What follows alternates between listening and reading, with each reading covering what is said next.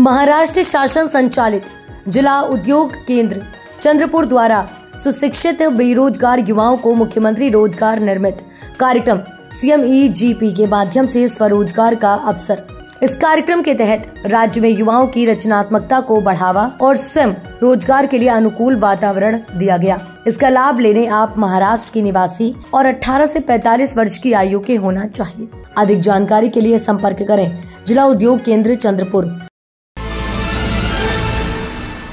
दिनांक 10 फरवरी 2024 को मुंबई के महाडा कॉलोनी में RR एजुकेशन सोसाइटी के हॉल में महाराष्ट्र राज्य शिक्षक सेना का राज्यव्यापी शिक्षकों का अधिवेशन संपन्न हुआ। इस अधिवेशन में पूरे राज्य से 5000 से अधिक शिक्षकों ने बढ़ चढ़कर हिस्सा लिया। शिक्षक सेना के प्रांत अध्यक्ष और मुंबई शिक्षक आमदार संघ के विधायक जम्मू अभ्यंकर के नेतृत्व में इस कार्यक्रम में शिवसेना पक्ष प्रमुख उद्धव ठाकरे मुख्य अतिथि के रूप में, सुभाष देसाई और विनायक राउत विशेष अतिथि के रूप में उपस्थित थे। इस दौरान शिक्षक सेना की ओर से करीब 25 ठराव सर्वसम्मति से पारित किए गए। इसके बाद बोलते हुए उद्धव ठाकरे ने कहा कि शिक्षक केवल शिक्षा नहीं तो संस्कार भी देता है। शिक्षक ही देश बनाता है, इसलिए शिक्षकों की भूमिका समाज के हर पहलुओं में और राजनीति में भी महत्वपूर्ण हो जाती है। इस दौरान अभ्यंकर साहब ने अपने भाषण में मराठी स्कूल की संख्या कम होने पर चिंता जताई। महत्वाचा जो भाग आहे मुलं घडवण्याचा, देश घडवण्याचा, पिढी घडवण्याचा, हा सगळा बहुतांशी तुमच्याकडे येतो। आणि तुम्ही केवळ गुरु शिक्षक असे नाही तर तुम्ही संस्कार दूत आहात, संस्कार करणारे दूत आहात। आणि मला आठवत आहे मी आता येताना विनायक राऊतना सांगत होतो की पिढ्या पुढे जात आहेत। आता सुद्धा तुम्ही एक जी खंत व्यक्त केली की मराठी शाळा बंद पडतायत, हे दुर्दैव आहे। पण शिवसेना प्रमुख म्हणा किंवा माझे आजोबा ज्यांचा उल्लेख आपण केला प्रबोधनकार, या दोघांनाही 7वी मध्ये शाळा सोडावी लागली होती कारण फी भरायला पैसे नव्हते। आणि शिवसेना प्रमुख काय, माझे आजोबा काय, शाळेचं शिक्षण पूर्ण करू शकले नाही म्हणून कुठे अडले नाही, ते त्यांच्या जोरावर एक हरहुन्नरी असते। माझ्या आजोबांचा व्यासंग तुम्हाला काही जणांना कल्पना असेल, शिवसेना प्रमुख तर काय वेगळे सांगण्याची गरजच नाही। म्हणजे शाळे वाचून त्यांना कुठे अडचण आली अशातला भाग नाही, म्हणून शाळेत कोणी जाऊ नका असं माझं म्हणणं नाहीये। पण आजोबा जे मला सांगायची आठवण आम्हाला, कारण जी त्यांनी त्यांच्या जीवनगाथेत लिहिलं सुद्धा असेल की एकदा त्यांच्या शिक्षकांनी त्यांच्या आईना बोलवलं आणि सांगितलं की मुलगा जरा गणितामध्ये कच्चा आहे, जरा घरी तयारी करून घ्यावी लागेल। आणि मी का पूर्ण माझ्या घराण्याचा इतिहास नाही सांगत, आजोबांची आई, आजोबा कसे होते काही जणांना माहिती आहे, माझे वडील तर माहिती आहेत, मी पुन्हा सांगण्याची गरज नाही। आणि आजोबांची आई सुद्धा ही तशीच होती। तिने ताडकं त्या मास्तराला सांगितलं, अरे मास्तरा, आम्ही शाळेत धोंडा पाठवत असतो, त्याला शेंदूर फासायचं काम तू करायचं असतंस, जर तेही काम आम्ही करायला लागलं तर तुझी गरज काय।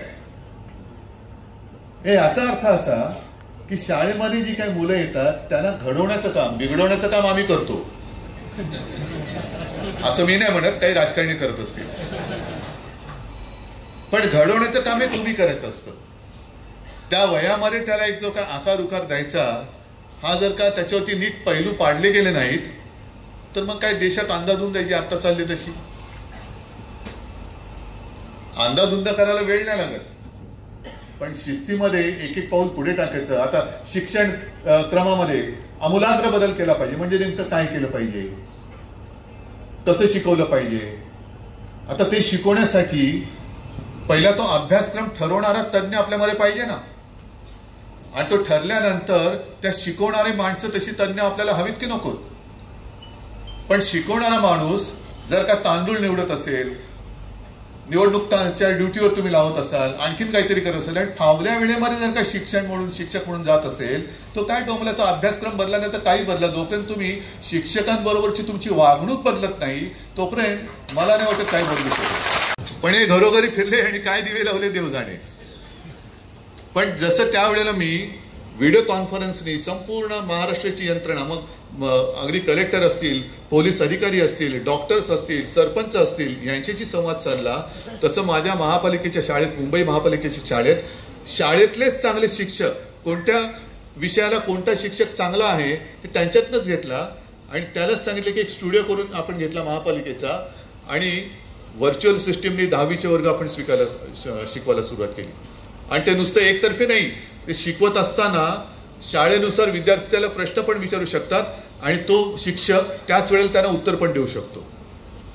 आणि त्याचा परिणाम असा झाला की काही काही शाळांचा जो रिझल्ट हा अगदी खाली असायचा, तो शिक्षणाच्या दर्जात समानता आल्यामुळे सगळ्या शाळांचा दर्जा हा उंचावला.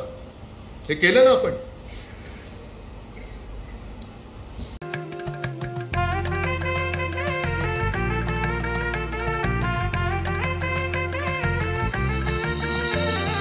माना पानाचा नात्या गोत्याचा पसारा लई बाई वाढला. रुसवा नको ग बाई कुणाचा, मोठ्यानी उतारा काढला. लगीन घाई सुचून देई, खरेदीने पणा काढला. खरेदीला वरसिधीने उत्साह नवा आणला. बांधला बसता बांधला, बांधला बसता बांधला, बांधला बसता बांधला, बांधला बसता बांधला. कमी किमतीत आणि क्वालिटी सोबत, बरं का? आहे तर शक्य आहे.